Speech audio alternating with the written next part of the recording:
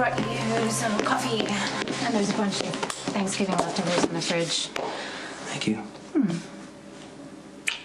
You're welcome. You missed one crazy dinner.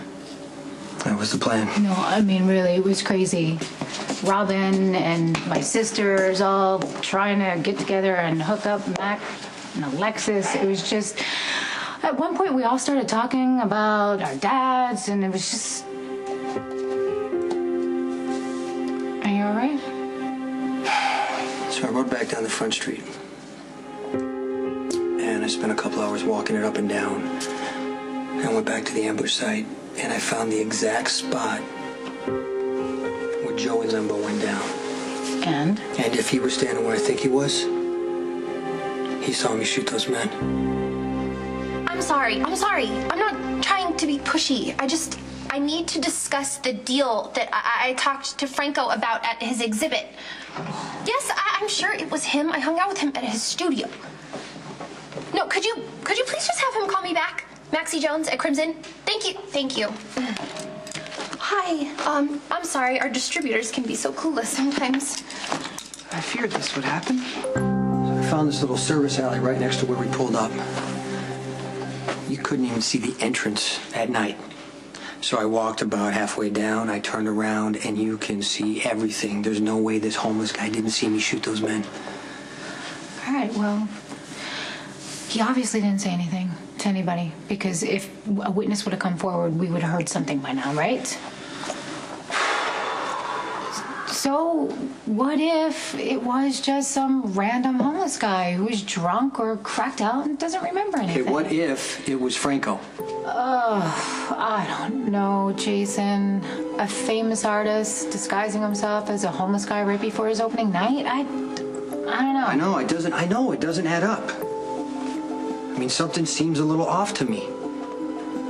If somebody crushes Joey Limbo's windpipe after we left and then posed his body. Why? I'm sorry, Spinelli. I'm just totally swamped, and I have like 10 more phone calls to make about this issue. And you know how Kate hates it when you just drop in unannounced. So do you think that we could catch up maybe later? So I'm correct? About what? You're pushing yourself too hard. You have yet to fully recover from the illness that kept you from partaking in our first holiday meal together as non-husband and wife. You even refused my company after I brought you a most calming and restorative gallon of turkey soup. I know, and that was really sweet of you, but I'm feeling fine now. Honestly, I'm just busy. My Maximista's work ethic is rivaled by none. I'm just trying to keep Kate from demoting me. I mean, I was supposed to lock Franco in for that photo shoot, and I didn't make it happen. Well, the Glacier one just needs to exercise a little more patience and have the faith and trust in you that I do. No, Spinelli, the whole point was for me to get Franco to agree to do the Crimson layout, and I couldn't make that happen. So, of course, me being me, I got desperate and stubborn and stupid, and I trashed my life again. Trashed it? How?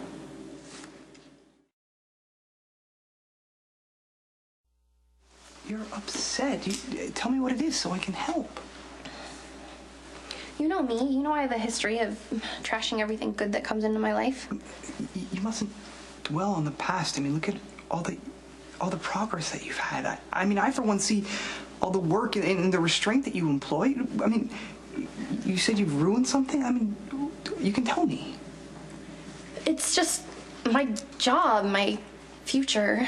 Kate gave me a huge opportunity, and, you know, she was counting on me to book Franco for this shoot, and I didn't do it. Well, perhaps you're being too hard on yourself. I'm sure that you pleased Franco in whatever way you could. You could say that. And I think it's unfair that Kate shouldered you with this burden. I mean, she knows that he is a reclusive and sought-after artist. I can't imagine he's done anything as commercial as a fashion layout before. Yeah, I knew that going in. That was the challenge, and I failed. I'm sure you put your best efforts forward. I respect you for trying, as should Kate. You always think the best of me. Well, it's not difficult for me to do. You know, I think this situation calls for an afternoon of indulgence. I think perhaps Maximista could use some cheering. So how about a shopping spree at one of your favorite houses of couture?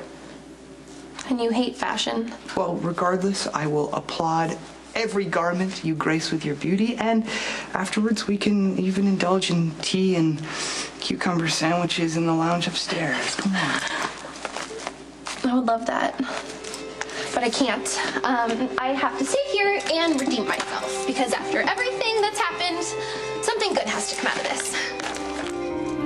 We need to find out everything we can about Franco, all of the facts, so then we can figure out if he is or isn't the homeless guy that saw you. I mean, I've had Spinelli doing research, and he hasn't come up with much. All right, for the sake of argument, let's just say that it is him. He's the guy that saw you. Why didn't he go with the cops by now? Maybe he wanted something else, and that's why he wanted to meet you that night at the art show. Hey. Hey. You okay? I'm concerned for my fair Maximista. What'd she do now? Well, she hasn't given herself the necessary time to recover from her recent bout with influenza, and the Glacier One continues to pressure her to secure a nearly impossible deal, a photo layout with Franco. So I've taken it upon myself to locate the artist in question and secure his cooperation for my non-wife. Yeah, but you told me your search turned up practically nothing. Well, then I'll redouble my efforts. We would be happy to help. Both of us. Now, do you have any leads on where we should start looking?